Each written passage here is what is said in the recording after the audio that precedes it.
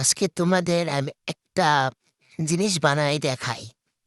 তো সেটা বানানোর জন্য লাগবে আমাদের টিস্যু পেপার। তো আমার কাছে ছিল তাই আমি লিছি। আর তোমাদের কাছে থাকলে তোমরা নিবা।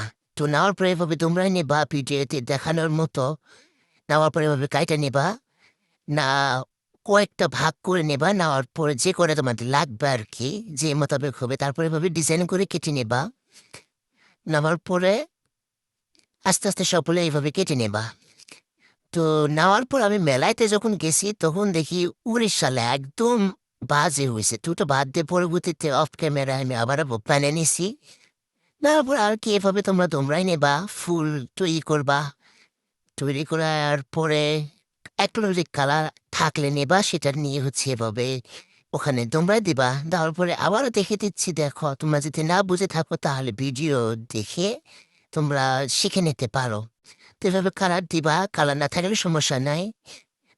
আইশ্যাডো প্যালেটের কালারটা নেবা না। তো আমি অফমের অনেকগুলো বানাই নিছি।